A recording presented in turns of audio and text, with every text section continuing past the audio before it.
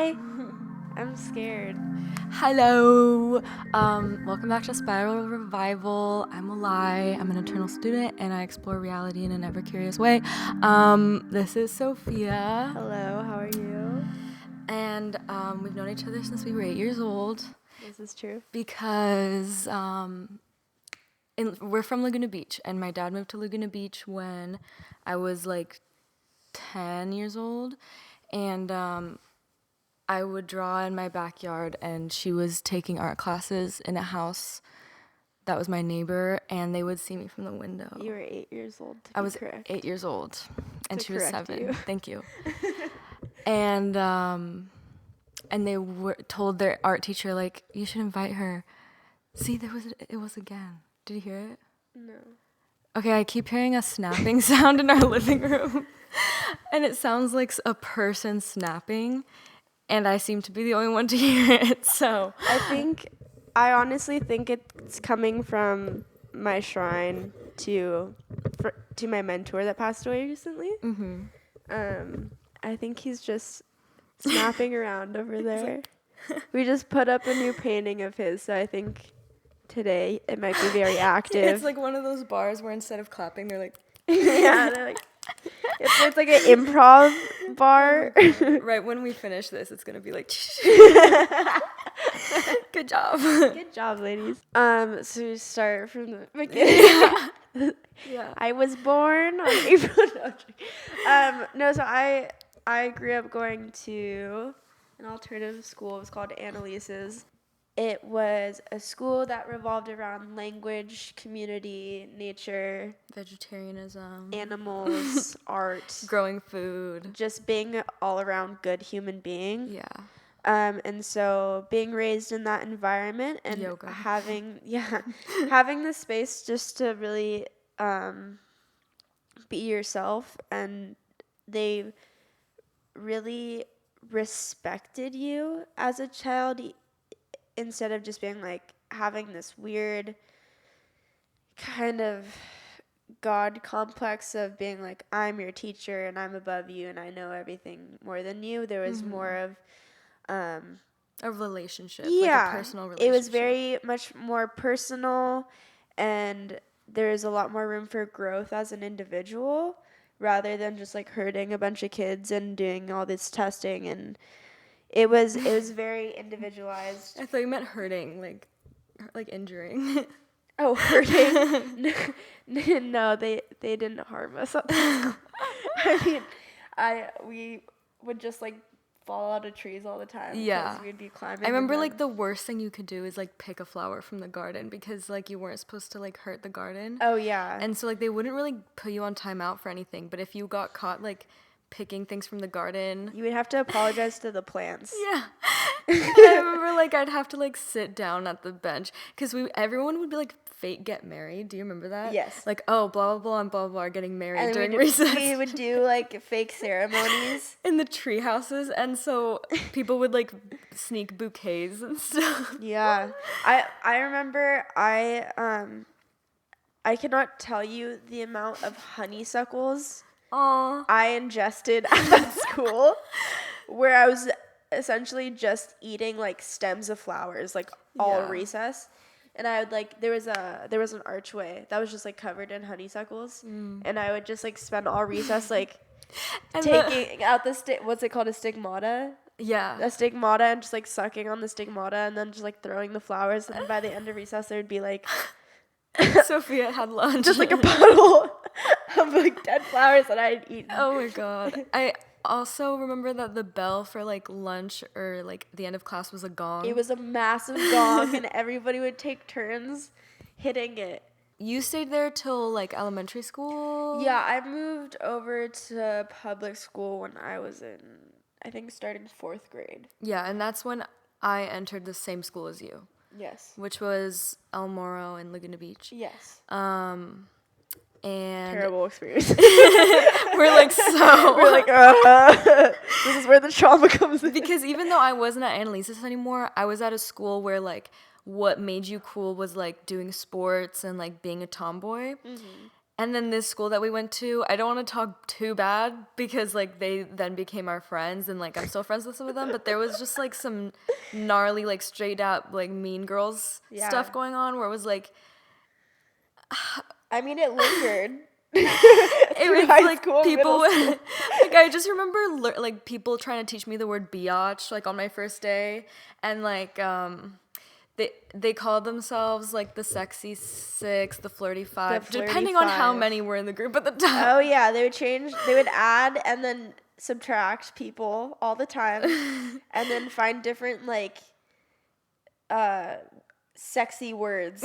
Yes. That rhymed with whatever number they were that week. Yeah. And I remember I had, like, a really bad first impression on the school because, like, I had become friends with these kids before ever arriving at the school, and it was my first day, and one of the boys had told everyone I was his girlfriend. And you're like the drama. And so I remember it was like my first day of 5th grade, and like everyone was like, "So, like, you're this guy's girlfriend?" And I was like, "No." And so I had to like clear my name, and and then I just remember I was so shocked because it was like in Laguna, it's a really small town with a lot of money. And so the schools get so much funding, which is amazing. But it was surprising. Like everyone had a smart board. And like instead of taking normal freaking tests, we'd be given like a remote where they'd put the answers up on the board and you like press a button and stuff. At least in my 5th grade when I was there. That didn't happen for me until I think middle school. Yeah, because I think it was the older kids did that. Yeah, but I remember it was a really cool school though. Like El Moro was really fun. Like they had you like at least when I was there, because it was like I remember they had like a garden and like I remember in my class they took us out there and like had us plant plants and like you could see all of Crystal Cove from the field and like see whales and stuff. Yeah, I remember it's like seeing the ocean all the time, which was cool. But where was this garden? Why was I never invited? It was in the field to the left. What the hell? And you could like be like, hey, I want to go plant stuff. Well, I was bullied by my 4th grade teacher. Oh my god! I didn't go to 4th grade there. No, she's terrible. I didn't like the choir teacher. Choir teachers are always way too angry. Oh, she was aggressive. They're like, for some reason, this has to be Broadway. Yeah. They're like, get your shit together. Yeah. We have a performance. I honestly, what really bummed me out, because... Get your shit together. We have a performance. No, I went from going to Annalise's. Yeah. And like where it was just fun. It was fun. It was so much fun. I like never wanted to leave school, and then going to public school where art classes were like once a month. Yeah. It was like somebody would come in. We'd go into the. We had like computer class. No, it was like an auditorium. I don't remember ever once going to an art class there.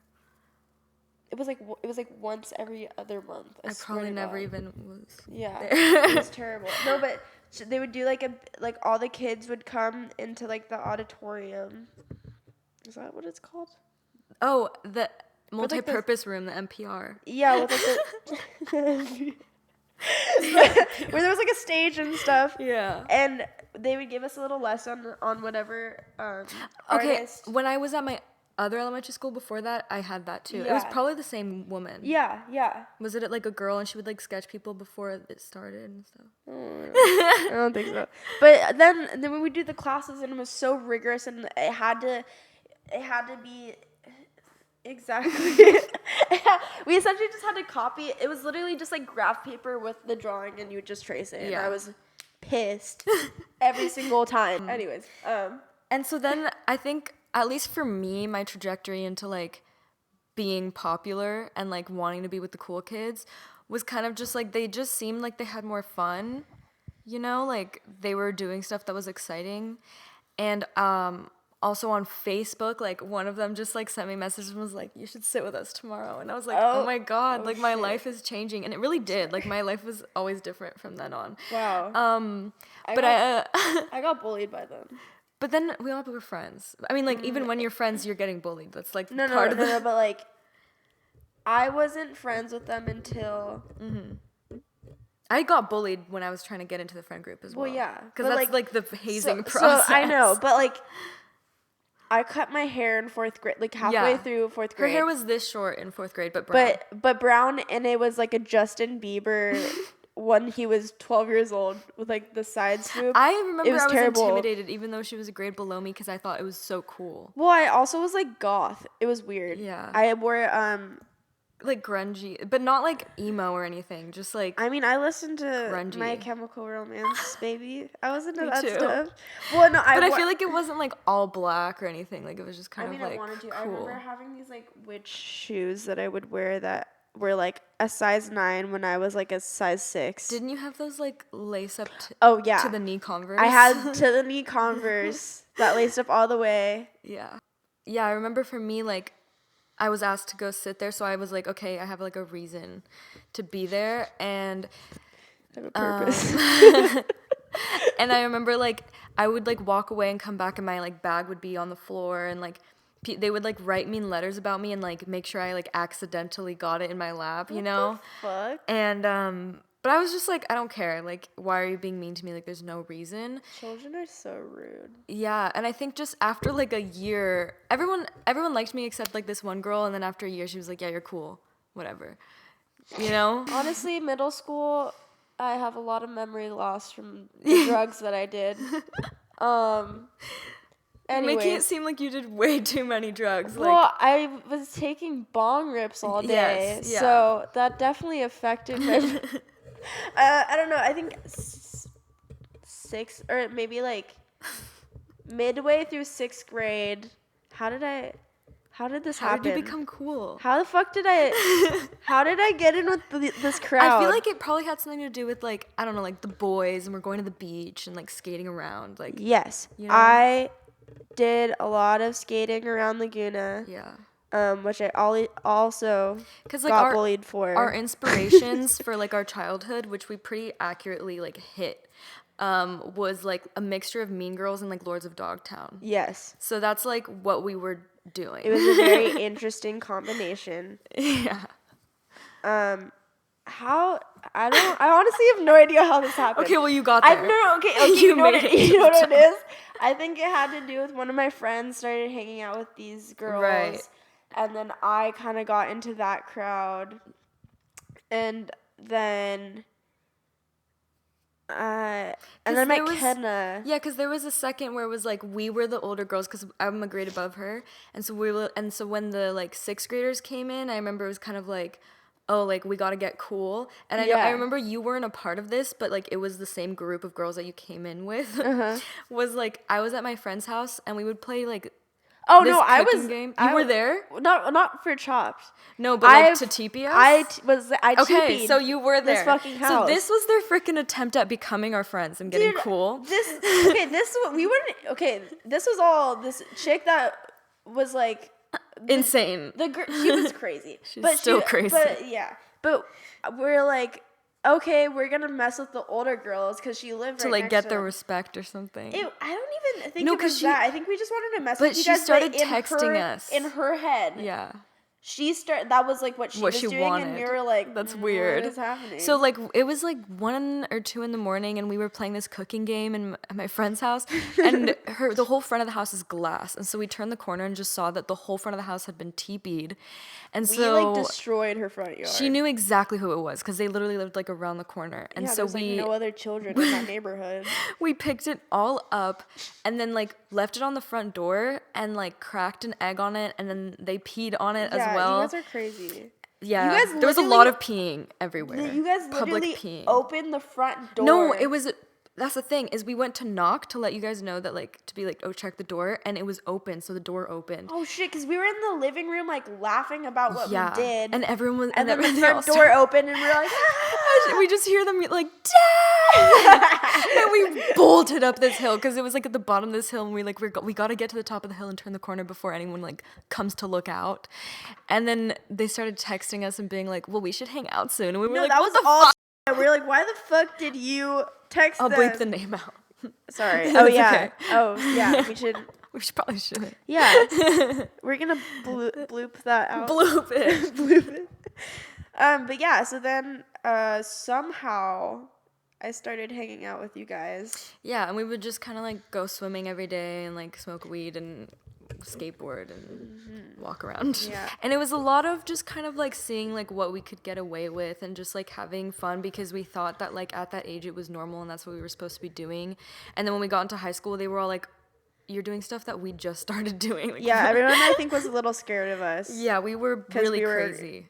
A little insane. But I honestly am really, really glad and really blessed because I feel like I got all of that shit out of my system so early on, and I was responsible, so I never really got hurt or in trouble. So I was not. I mean, people, I feel like you were because you had like a moral compass. Like you weren't. Yeah. There was people that were like didn't care about themselves, and you could tell. That's true. Yeah. I mean, hurting their bodies. Yeah. Yeah. I think. Once that group of people started taking it to the next level, yeah, we were kind of like I bailed super hard. Yeah, because it also wasn't good friendships. No, super at least toxic. With us. No, because I think maybe for some people it was like, yeah, this is the kind of friendships I want. But like, at least for me, or I'd say us, like there wasn't any like vulnerability or like closeness or trust or faith in each other or like dependability at all. Like there's just lots of stories of like we were also children, but it was a very toxic environment. And we'd like egg each other on to like who can do something that's worse than the yeah, and it's like we shouldn't have been running from the cops as much as we were. Yeah. Like that's not normal. No. Like, no. Or like spending 3 days at somebody's house like drinking starting from 11 a.m. I spent a full weekend there, blacked out drunk. That's scary. Starting from like, we would go and I think we just ate hot Cheetos all day and smoked weed and played beer pong with like boys. With like what's it called? Do you remember there was a homeless man? Speared off. There was a homeless man living. She had like this door in her room that like opened to an alleyway, but it like it like wasn't open. That's where people used to go like smoke cigarettes. Yeah, because her house was like downtown, and I remember there was this door in her room that would like open into an alleyway, but like it would stay closed and locked because there's no need for it to be open. Her bed was like against this door, and oh my god, I think like opened it one day, and there was a homeless man living there. It was so and I think they like formed a relationship or something, not an intimate one. But no, I wouldn't be surprised if she's like, what's that? They were like, hey, like, I don't know, get us alcohol.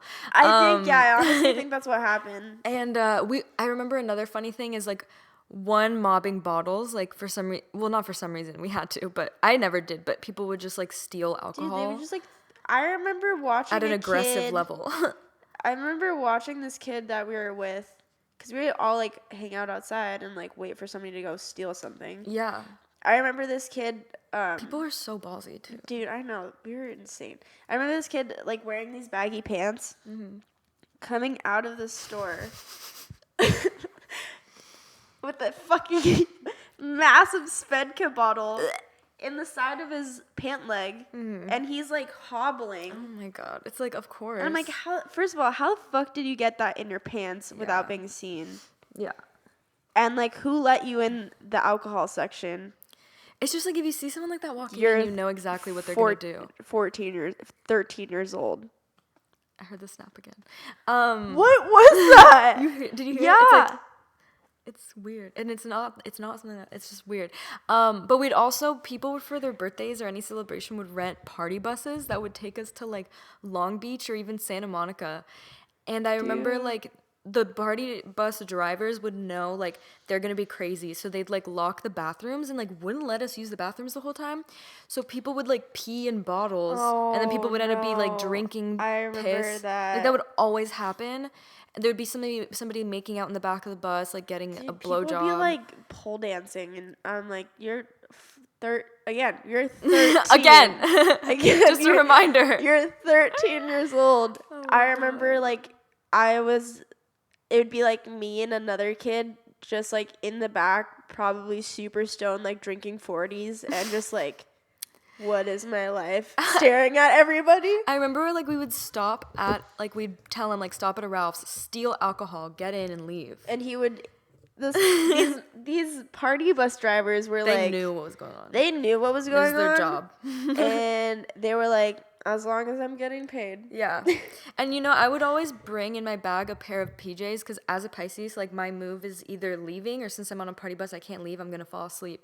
So in my bag, I'd literally bring pajamas and change, go to the back, kick out anyone who's, like, having oral sex and just, like, fall asleep. I remember showing up to our destination in Long Beach. I only went on, I think, Seal Beach. And then people got arrested. We literally are outside of the party bus, smoking like blunts in the middle of the grass. At Seal Beach. At Seal Beach, it's like 12 or 1 o'clock in the morning. It's just a bunch of children. Like bars are open. There's no parents around.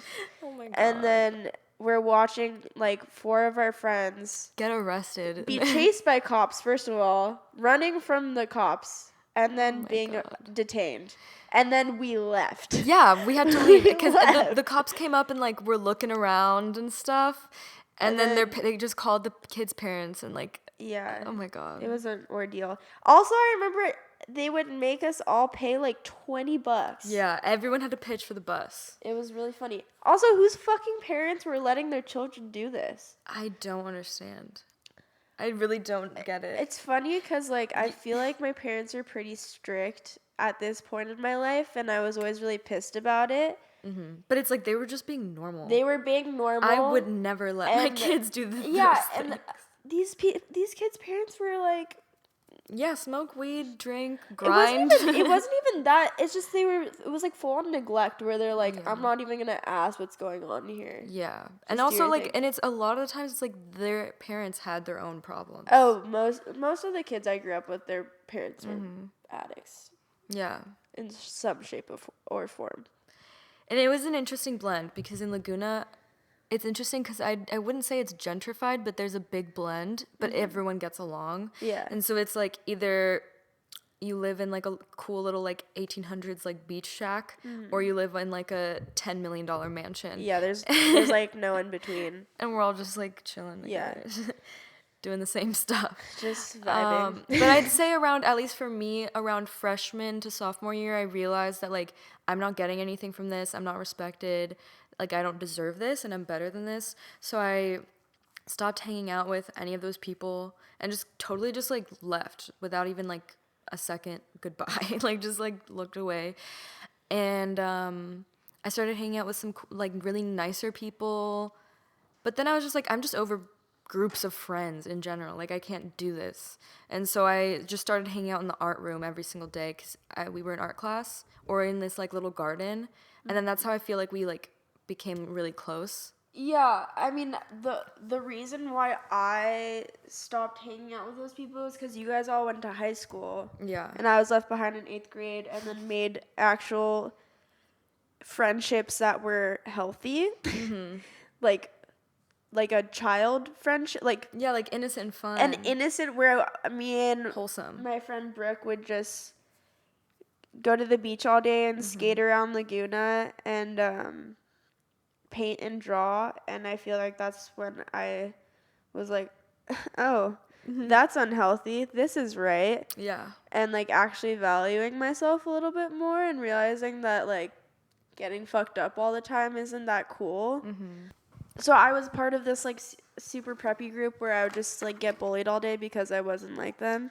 Mm-hmm. And I remember when you like stopped shaving your armpits, everybody was like, the whole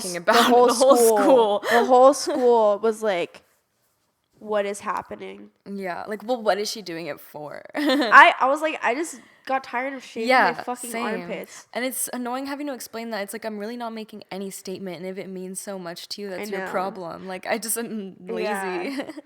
I know. It was pretty funny, but I remember there was, that's when, like, the height of Instagram, the beginning hype of Instagram started, and there was a account called LBHS Hot or Not, and I got put on the account with a picture of me and my armpit hair, and they're like, for the love of God, shave. Oh my God. And the next day, I took a super hot photo of me with my arms up. Oh my God. And I was like, for the love of LBHS Hot or Not, I'm not gonna fucking shave. Yeah. And pivotal moment. Coming of age. Yeah, coming of age. Super, super empowering stuff. Nice. But yeah, so I left that group, and then I found all these punk kids. We also were in dance together, which I feel like was really fun because the dance thing there was like really contemporary and like experimental, and like you could be artistic, and we choreographed a dance just us and performed, which was fun. I left after my junior year. I was like, I don't want to be here anymore. Like, I'm just feel like I'm wasting my time, and so I did like online school, but where you would still go to a place from like 9 to 12, where they had like tutors and stuff.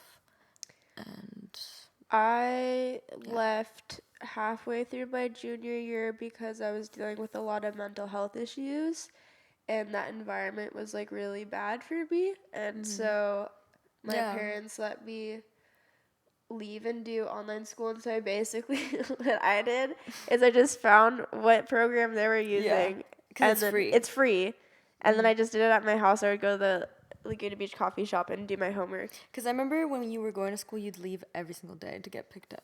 Yeah, I would bail. I was essentially like not. I would go to my first period art class. That's it. And then I'd leave. I'd be like, goodbye. Goodbye. I came for what I wanted. Oh my god. I did it, and now I shall leave. I was failing school. It was terrible. I was extremely mentally ill. Severely unstable. But now we'll get into like the good side of that. Now I'm better. Because guys, don't worry. You followed your heart. All throughout high school, I worked many jobs around Laguna. And so that was just having a responsibility like that was kind of started kind of my process of like taking care of myself and to like know what I want and know what I need to do. And so when I started doing homeschooling, like it gave you discipline? Yeah, it gave me a lot of discipline. Mm-hmm. And then when I started doing homeschooling, I got signed to an agency in LA, and then I was essentially managing a store in Laguna and doing all the product buying. So I would be back and forth to LA by myself all the time, every other day, meeting people, like learning how to network. And it was also, I was pushing myself a lot because it was towards the end of a time period where I had essentially like borderline agoraphobia, where it was really hard for me to leave my house. Mm-hmm. And so being able to push myself. Would you describe what that is? Agoraphobia, basically being afraid to like go outside. Mm-hmm. And the only reason I was afraid to go outside was because of like the severe anxiety that I got from interacting with the world, but pushing myself and having responsibility and like having like a mission and a mission, yeah, because I crave so much to be an individual and to look after myself and to go live my life. Mm-hmm. That was always my goal. And so doing that and working every day, and then I met my ex-boyfriend who lived in San Clemente, who was also he graduated his sophomore year through an alternative school, and so we both were out of school, just living up our lives, and that is how I found my first art studio. Yeah. Which was probably, I was thinking about this the other day. I was actually there the other day. Mm-hmm. But probably the most, since I've lived. Did you hear that? Yeah, what the fuck is that? It's literally like. I heard that. It's so weird. It's so weird. That's really creepy. James is like, yeah. Studio. He's like, that's what's up. Yeah. He's like, that's my home. Oh my god, that's actually crazy. Seriously though. Like as we're talking about it. Because the snapper is the... the snapper. Okay, get it. Okay, anyways. Wait, before you get into like the studio, because I feel like that's a really important thing. Yeah. I just want to touch on like how important I think it is and how much of a possibility it is for anyone to build like a really awesome career off of experience, because like she hadn't even gone to the age where you graduated high school and she's already buying for a store and like going to LA and learning that. And so it's like, if you go and you're doing those things, and those aren't things that you necessarily have to go to university for, but people feel like they do. Yeah. And so it's like, if you find a way to like work for someone, help someone out, you start meeting the people that are parts of those networks and those circles.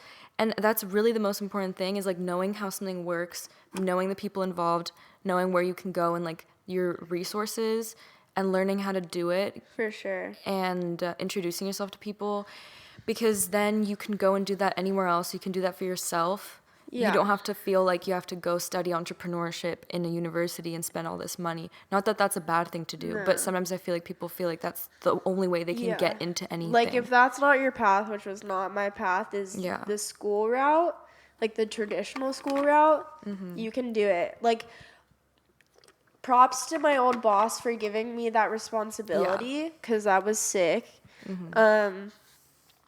But just, if you make yourself available and let the people know that are in charge that you're willing to be responsible and take on this opportunity and be really like, I am going to do this, and like I'm good at it, and you should let me do this. Yeah. And I also feel like something on the other hand, these days, I feel like people feel really, like people our age feel kind of really pretentious and feel like they're already professionals and like, oh, I need to get paid this much for my time because I'm working. When really it's like just helping someone out that's like a professional or has been working in an industry way longer than you is valuable to you. Yeah. You know, and so it's okay to like not just do free work, but do cheaper work or maybe in exchange for something. Yeah. I think the biggest thing is that if you feel it's valuable to you. Yeah, I think not knowing things is okay. Yeah. And being like, I don't know this, so teach me, and I'm open to receiving whatever lesson is going to come my way, and then apply that to how I can help you. And, you know, like, that's super important. It's okay to not know things. Yeah, and ask for help. We're like on that topic. We're like, yeah. Okay, so how did you find the studio in San Clemente? I met my ex-boyfriend, and we would spend all day surfing and eating food and going to thrift stores. A lot of burritos were eaten. A lot of time spent at Sano in his car and in the water. And on the sand. All the elements were there. And then so we used to go to this like one thrift store all the time. But this one day, and it's called the Surf Ghetto, but it's basically the warehouse district in San Clemente where all the shaping shops are, and like studios and stuff. Yeah. Work houses. A lot of like woodworkers and what's it called? Metalsmiths and stuff like that, and car shops, all that type of stuff, and then shapers and board warehouses. And so we couldn't find parking, and so we like parked kind of farther down the street than we were used to. And we walked past this building that the front was all windows, and inside was a whole scene of mannequins in suits with squirrel heads. And it was like set up like an FBI office. Oh my God. And it was like essentially, because it was during the time of Trump's reign. Was it like when he was in the middle of his election, when they were trying to like look at his taxes and shit? Yeah. So they basically were like set up to make it look like these FBI squirrels were like trying to look into Trump's taxes, illegal activity. That's hilarious. It was hilarious.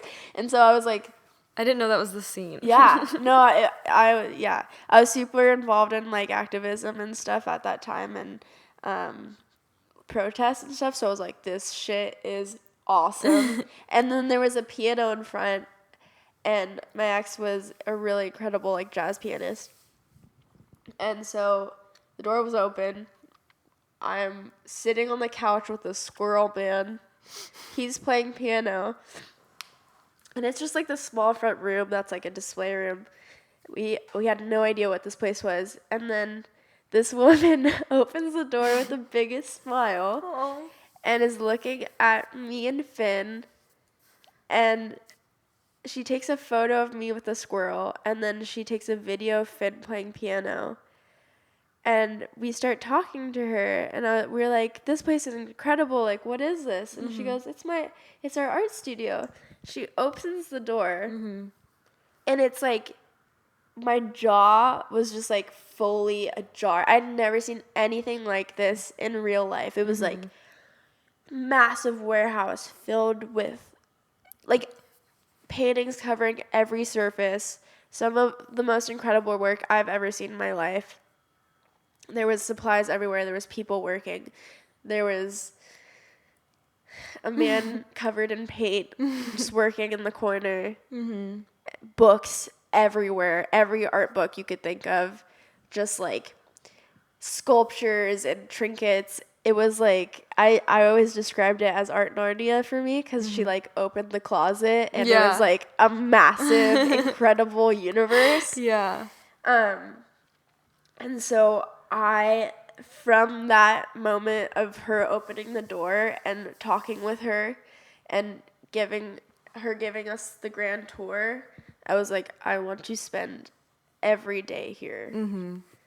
And that thought trajected me into probably one of the most incredible experiences I've had in my life, and some of the most growth I've done as a human being and as an artist or a painter. So this is somebody that like you just met and they're a stranger. How did you get yourself in there?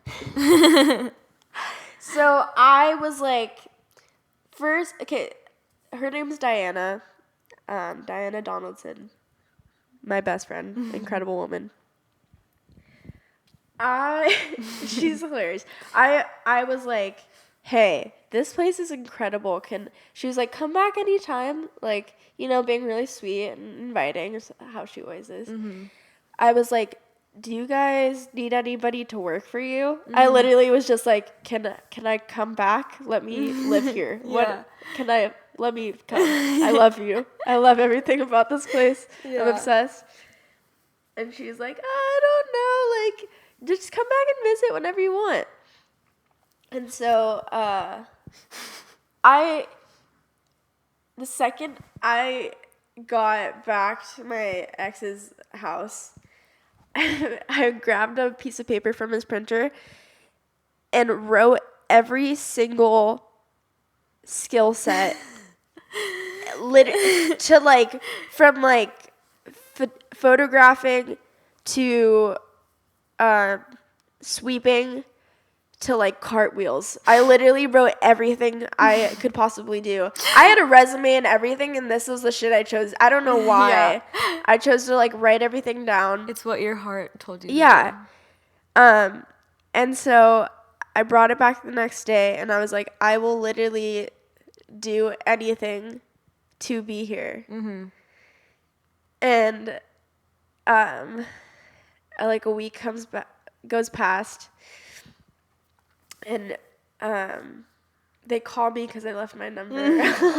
Like, let's call this girl. They're like, okay, this chick's weird. Let's call her up. And they sit me down, and it's Diana and John.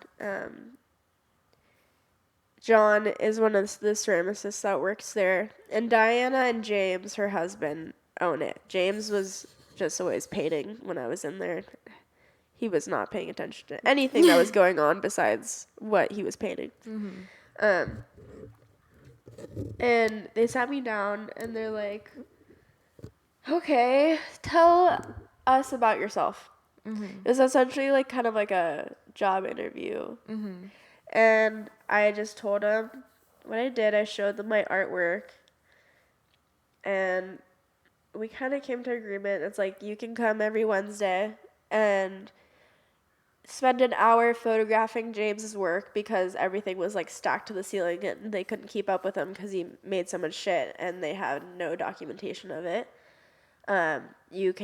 We'll set up a photo studio for you. You photograph the work, and then you can spend an hour, like, bring your stuff, spend an hour working in here. Damn. Yeah. That's like rigid. Yeah. No, an hour a week to work. Well, no, I think they were like, they didn't know me. Yeah. They thought so Diana, who owns the studio, was like, I don't want this random girl in here. Mm-hmm. John was like, just say yes, like, give her a shot. Who doesn't own the studio? He just works in there. Yeah. And John was like, he was a college professor at Saddleback and Chapman, so he's dealt with children before. And so he's like, she'll probably be here for 2 weeks and then, like, not show up again. Mm-hmm. We'll just, like, let her do it, like, see what she does. And then we'll get some photos out of this. Yeah. 3 years later. Anyways, so basically, after months of doing photographing and doing some artwork there, I was borrowing my parents' Prius at the time.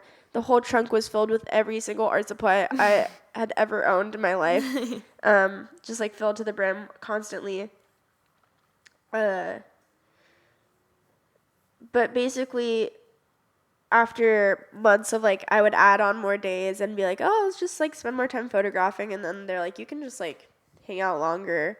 And, like, hanging out with Diana and John and Marco and James and talking with all of them and creating these connections with them and these relationships on a more personal level, and, like, really getting along. And I was just, like, the little child of the group. They're all a lot older than me, and just learning so much from them. And then one day, like, coming into the studio after months of doing this, like, routine of coming and photographing James's work and then working on my own thing, there was, like, a little... snapped again. I know. I love you, James. There was a little easel and a table and a little cart set up in the corner for me, because they said I had earned my spot. Oh, that's so sweet. I straight up bawled my eyes out. I was like, I love you guys. Aww. It was a very special moment. Yeah. But then I worked there. They didn't. I mean, I always offered to take photographs of James's work, but they're like, no, just do your thing. Aww. And so a lot of artistic growth came from that, because I had the space and the environment. A lot of inspiration, a lot of learning from them, because they had done everything under the sun. Yeah. And working with new materials, all that stuff. I feel like also learning humility, because everyone there was very real, like, and authentic. Yeah, they were very authentic, and sorry, I just, like, burped into the mic. Anyway, very authentic and so patient and kind and generous with me. Yeah. Like, something I'd only experienced from, like, family members and not strangers, you know? And now they are my family members, you know? Like, those people will always be in my life. Yeah. You know, they're very special to me. You know, and I stayed there until quarantine happened, you know? But, yeah, that was a very big moment for me in my life. Yeah, and it's interesting because once quarantine did happen, that's, like, when we reconnected and, like, did all this. Yeah. And it's funny because before, like, I was going through a similar experience, not just in, like, what we were doing, but the effect it had on us. Because I was in Barcelona going to art school, where I was also in, like, a studio environment. And it was this really cool school where it's like you get your own studio and you just, like, experiment and, like, do art. and have like mentors and connect with other artists. And like our finals every month or so was like we would turn the school into an art gallery and like open it to the public and show our work. And like that's the critiques we received and the reactions we got to our work was like that was our grades. And being in that environment, and also I was in another city in Spain like studying philosophy, and just being in those environments, I feel like, you know, we both were just kind of doing our own thing. Like we weren't really like being super social or like worrying about anything like that. We were just kind of focusing on ourselves and like growing and learning from new people that we found through our own paths. Yeah. And then COVID kind of brought us back to like home base. And Literally. yeah, and so you were at your house painting in the rain, like outside. Oh my god, yeah. There was a space between like my room, and it was like a tiny little alleyway of a courtyard between my room and the garage because they were like separate areas. And so it was the perfect space for a 10 by 10 easy up to fit like tightly in between both sides of the walls. And we taped up like plastic sheeting around because that's when for some reason it rained for like 3 weeks during quarantine. Oh my god. And so depressing. It was so depressing. It was so depressing. I'm glad we can laugh about it. I know. I was just like outside in the rain painting all day, like smoking CBD and like just I remember during quarantine, like I had to go back to my mom's house, and it was literally me, my partner, at my mom's house with my mom and my brother, and we were living on a twin bed in like the living room with like no privacy. It was in the kitchen. It was in the kitchen, but when I say that, people don't understand that. Like we were in the kitchen, but it's like the living room, the kitchen, and then this small area between the kitchen and the patio, like the backyard, that could have like a desk, but we had a day bed there, and so like that's where we were. And there was only 3 drawers under the bed, and that's where we kept all our belongings. And I remember I would wake up before everyone else, and I had this one like fat pre-roll, and I would like take 2 hits of it like every day. I'm gonna make this last. Oh my and then God. I would take an outdoor shower and then do like not the Dalai Lama, the Deepak Chopra, The Dalai Lama. 21 Days of Abundance meditation to just like get myself through. It was really a good time. It was very like just learning how to like deal with such change and like being very close to people and very far away from everyone else. But yeah, I was like, it was crazy because I was in Barcelona, which like was hit hard really, really fast. And I remember we were at my school and just like COVID, I knew things were getting gnarly when it was the only thing coming out of anyone's mouth. Like when I was walking around on the street, anyone I passed, if they were talking, that's what they were talking about. At school, that's all we talked about. Anyone speaking about anything, like that's all we were talking about. And the government at that point, I'm sure we can remember, like wasn't really saying anything. Like no one knew what was gonna happen. And I remember my friend called me one day who lived in Madrid, and she was like, my landlord has connections to the government, and she was like crying. She was like, I'm in London. Like she told me that they were gonna close everything down. And I remember she was like, come to London with me. Like my uncle's here. And I was like, what do I do? Because I was living in this beautiful, like, vintage apartment in the middle of Barcelona. It was, like, all so destined. I was with some beautiful people. They were all, like, in their 30s. But we all became really close and, like, just learned from each other and would just talk for hours. And then I had, like, this great friends at, like, art school. And I was, like, supposed to be there for the rest of the year. Like, I was supposed to be there for, like, 6 or 7 more months. And then I had to, like, pack all my stuff up in 2 days and just, like, leave, which was also, like, a warrior's journey in itself because flights were, like, getting canceled. And I was, like, I had no idea how I was going to make it. Like, airports were closing by the hour. And I had to go from, like, Barcelona to Madrid to London. But, like, my flight from Barcelona to London got canceled. And so that's why I had to go to Madrid to London and then from London home. But I didn't realize that since my trip to London got canceled, they canceled me for the London flight because they'd assume I wouldn't make it there, even though I freaking always find a way. And so literally when I'm already on my way to London, we realized they're not going to let me on the flight. I already had put my bags to go straight home. And I had to, like, my dad got me into the flight last minute. RuPaul was on my flight home. So much stuff was going on. So much was going on. And it was crazy because my bags were way overweight. And they would have cost me, like, $400. But because they were going to get lost because my flights were changing after I had already put them somewhere, I, like, was talking, any person who worked at the airport, I'd stop and be like, what can I do about this? What can I do about this? And they'd be like, I can't help you. And I just tried this one girl. Like, I was supposed to just walk through this gate, and I saw this one girl at the corner of the gate, and I went to go tell her. She was like, oh, yeah, like, blah, blah, blah, blah. And she just sent them straight. I didn't even have to pick them up at the airport. They got delivered to my house, and I didn't pay a cent.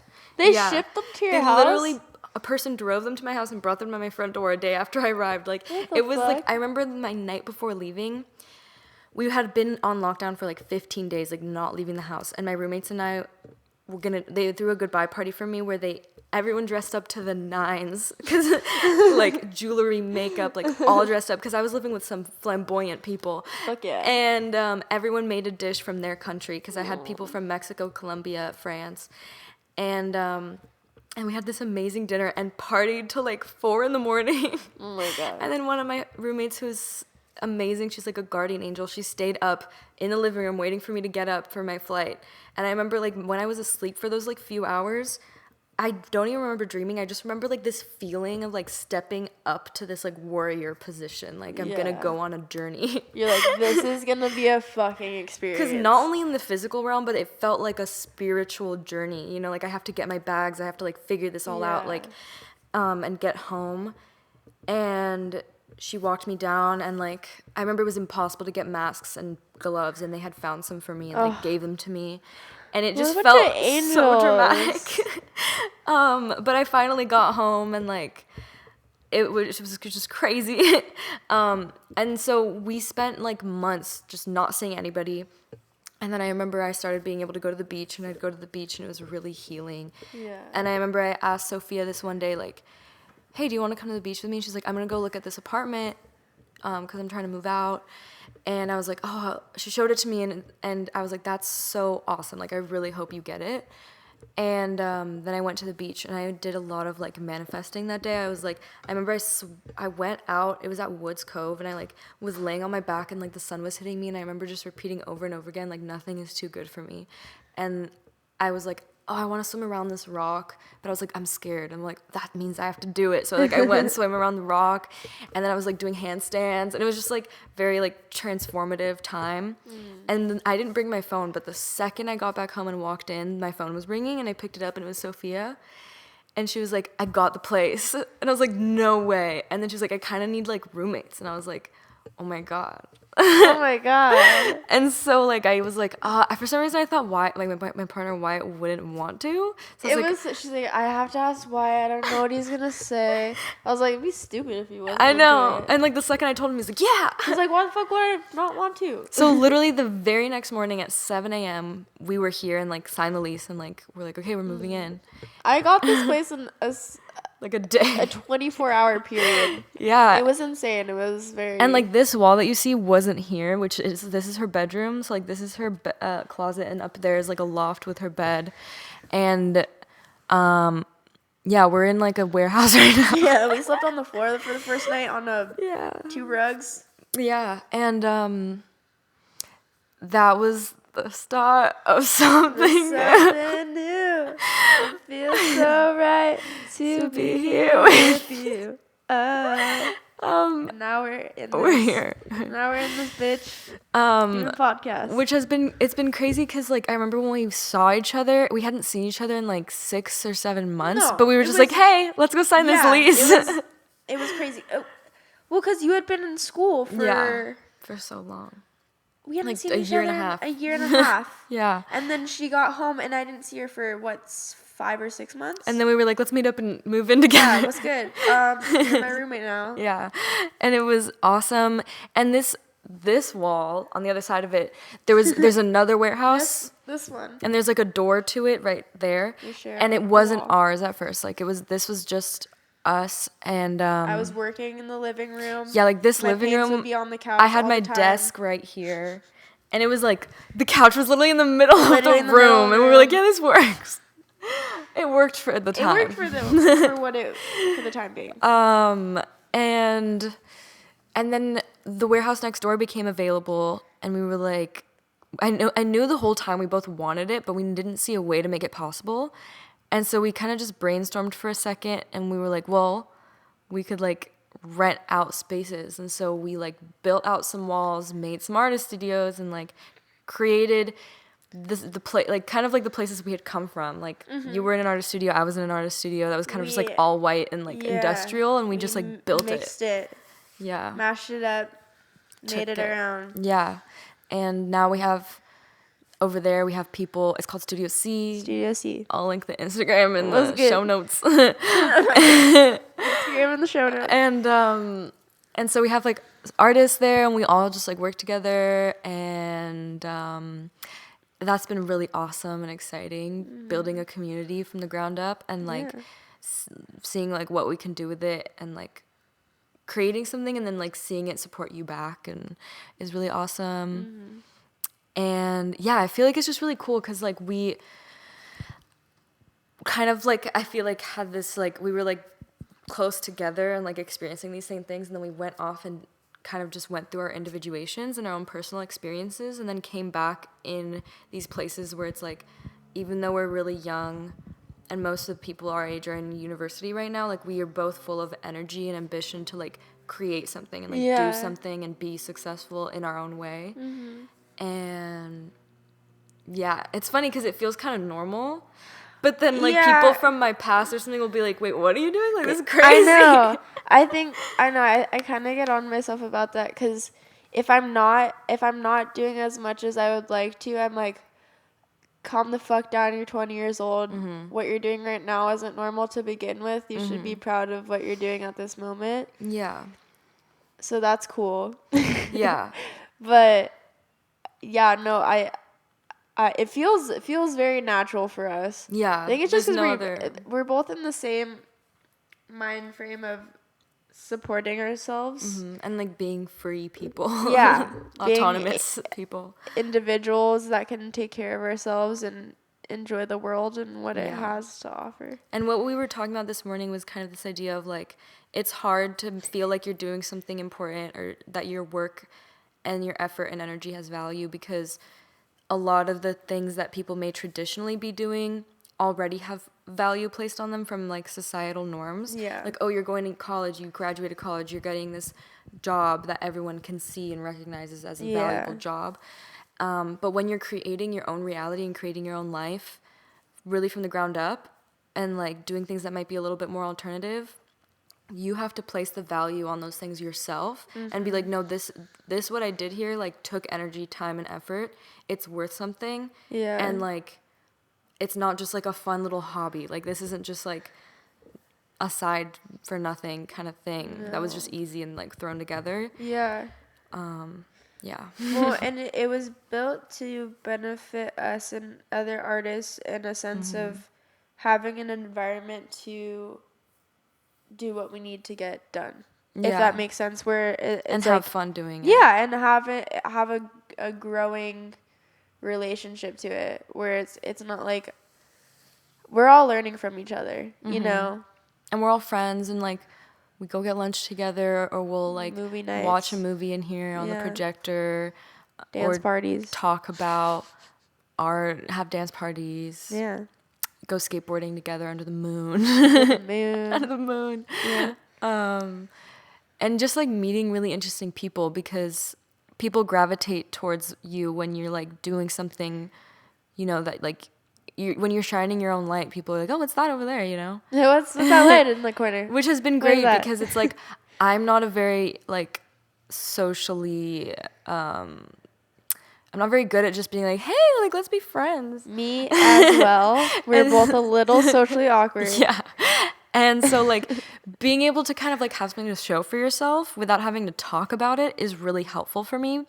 Because I don't have to be like, oh, this is who I am, and you better think I'm interesting. It's kind of like, oh, just come over. Yeah. No, and then you'll see. It's really funny because, like, whenever people are like, oh, my God, I want to come see the space, and before all of this, I would have been like, I'm scared of people. I'm not going to respond to you because I'm scared of people. And you know?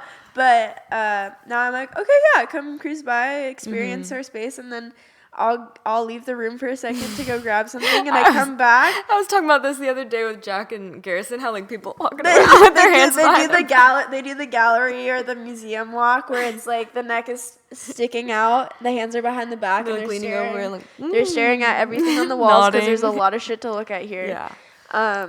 And so we have our space to do the entertaining work for us because exactly we don't know how to do it. Because also like I also, along with not being very good like socially like with words, I don't present myself sometimes in a socially respectable way. Like, you know, like my hair is messy and like I might be mixed matching socks and like I may not look like a respectable person. I'm right there with you. And so like or just like have paint all over myself or like not be wearing makeup or, you know, like. And so it's good to have like something that like have work to show for myself so that people are like, you know, she may be weird, but at least she's doing something and she's like responsible. Hey man, she may be a little strange, but she's not doing like something. Just a straight up dropout. Because I remember we live in like an alley and like there's one other like creative team here and like the rest is kind of just like people working on cars. And I remember that our neighbor told us, I was like, yeah, for a bit they were kind of just like, what are these kids doing? Like they still think, I honestly think our neighbor Jason is like still a little scared of us. Yeah, because it's like he doesn't know how to react to us. Because like you walk in here, it's like an explosion of color, and it's kind of like, one, how can they afford it? Because they're just skating around all day, and it's like, well, and it's because like we're selling our art or we're like doing something creative that isn't as like traditional, and it's not like you can see us doing a craft, you know. Yeah. Also like we live and work here, so they're like they never leave the house, and it's like we're just working here inside. Yeah. Or then, I remember for a while, like we'd get weird comments like, "So you guys like doing drugs or something?" Because like we dress colorfully as you can. Or you know like, how many times like I'm a nowadays very sober living person, and you know how many times people have come up to me at shows that have seen my work and be like, you do drugs, right? Yeah, it's a weird thing that like, people think is just cool to say. Now I'm probably the most sober person at this art show right literally, now. 100%. Yeah. It's like I'm not doing coke in the back, as you may suspect. They think I just like do like a shit ton of hallucinogens. And I'm like, no, that's just going on. That's what's going on up here. That's just what's happening. It's naturally occurring. Yeah. Yeah. It's pretty funny. Yeah, I remember when like the big boss, like landlord of this area came, like he got one look at us. He's like, you guys look like you're straight out of Pulp Fiction. We were like, what? Thanks. Yeah. Cool. You're like, I don't know how to react to that, but I'm not mad about it. Yeah, I mean, it's not an insult, but it is curious. I was Mia Wallace for Halloween one time. Remember that? No. Well, I found you at that party asleep on a couch, so. For Halloween? Yeah. I remember being asleep on a couch during New Year's. This was at, or maybe I'm getting, it was because it was at the same house. That's why I'm getting these two parties mixed up that were at the same house. I don't remember being there for Halloween. I don't think you were there for Halloween. I don't think I was there for Halloween. I don't think you were there for Halloween. Yeah. You were there for New Year's, and I found you asleep on a couch. I remember literally I wasn't trying to fall asleep at all. And then didn't we hide in a bedroom from the cops or something? That was another party. Oh, okay. There was this one party I remember where there was like someone's bedroom was literally under the floorboards.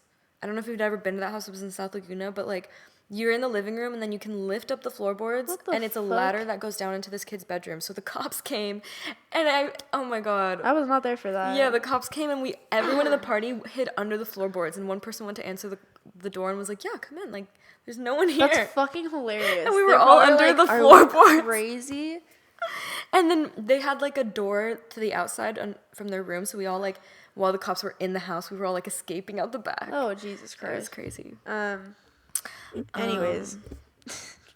But yeah, now we're kind of just like figuring out what we want to do with our lives. Yep. And what's next? Yeah, Sofia has a solo show in LA. I don't know if this will be out by the time that it's happening, but I hope so. I'll get a move on this. Yeah, get it together, girl. No joke. Fucking hurry. And And we're also, I don't know, they're probably going to be around the same time frame, but like holding a West Side Walk if you're in Orange County. Yeah, West Side Walk. Which is like kind of like an art and business walk that we're organizing for Costa Mesa.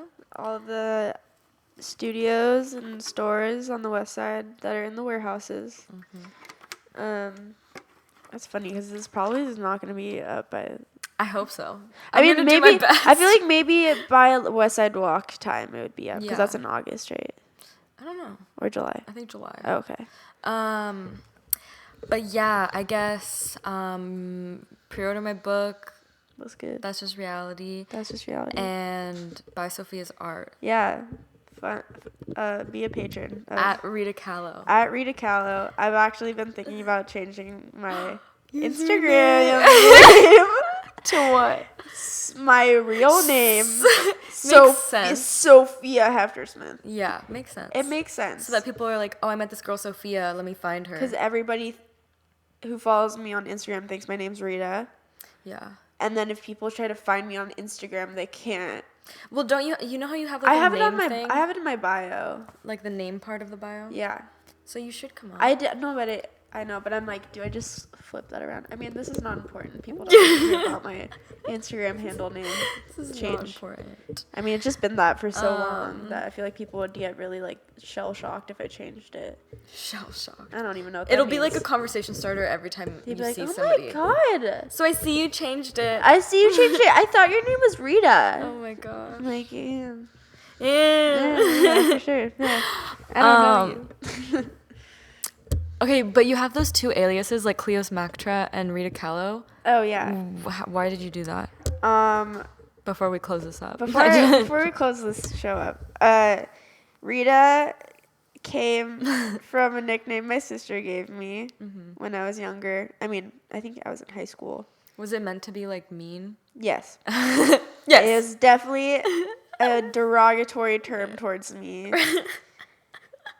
And so she's like, haha, Rita.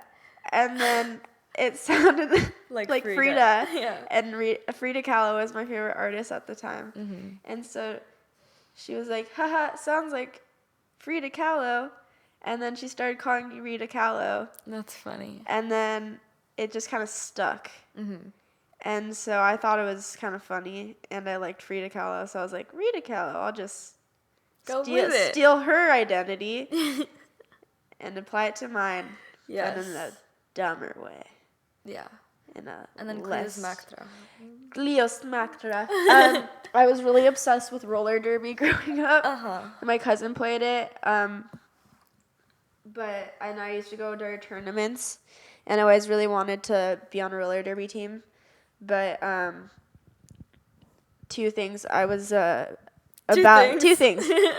I was a ballerina, and my mother was already mad that I was skating because I was always hurting myself, and so I would just be always injured from ballet skating. Yeah, I remember we would go to like avant-garde like dance performances like in LA. Yeah, that was always really cool. Yeah.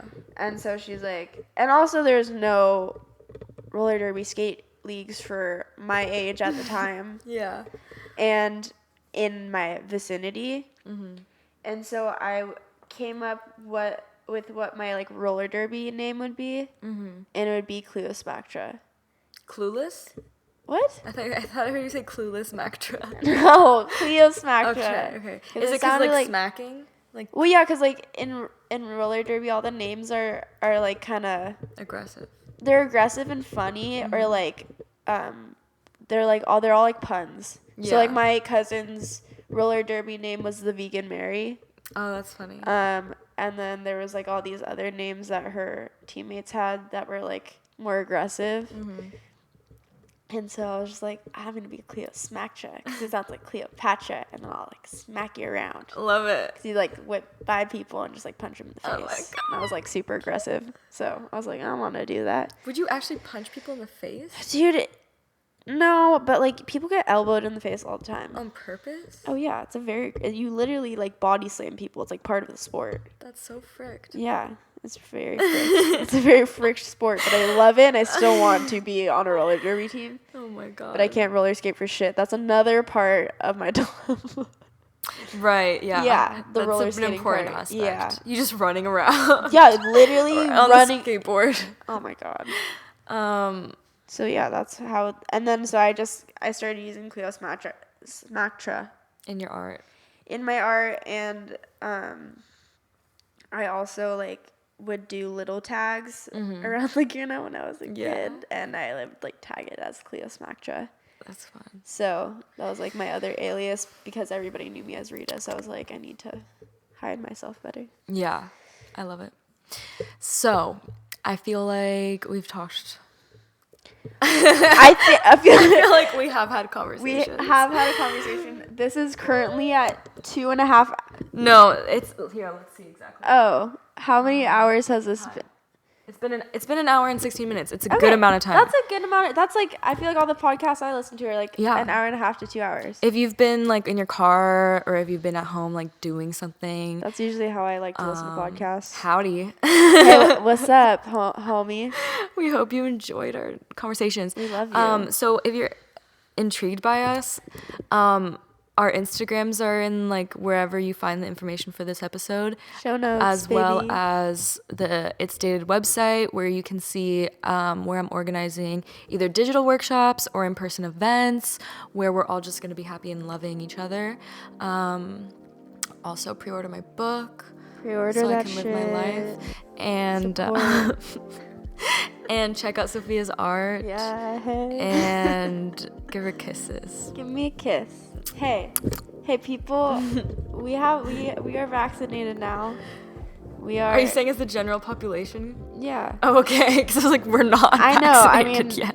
Not yet, but what the general population is vaccinated. I was like, are you lying to them right now? Am I gonna go along with No. I'm talking about the general population. Okay. Vaccinations are happening. Yeah. Kisses shall go down. Yeah. Kisses exactly. will. I mean, whispers. Please ask me first, because consent is important. But like, kisses will happen. Yeah. Go Go outside today, even though you might not feel like it, and you're like, oh, I'm not gonna do that. I'm not gonna listen to her. Yeah, you should, because if you go on your maps, look at any like green spots on the map and just go there. Go to the green spots. Or if you know of a green spot. I did it today. Yeah, we did yoga this morning in the rain. In the rain. Outside. In the park. In the park. Above a beach. It was lovely. And you should too. You should too. My legs are so sore right now. Oh my god. Okay, do something. Go do something. Bye.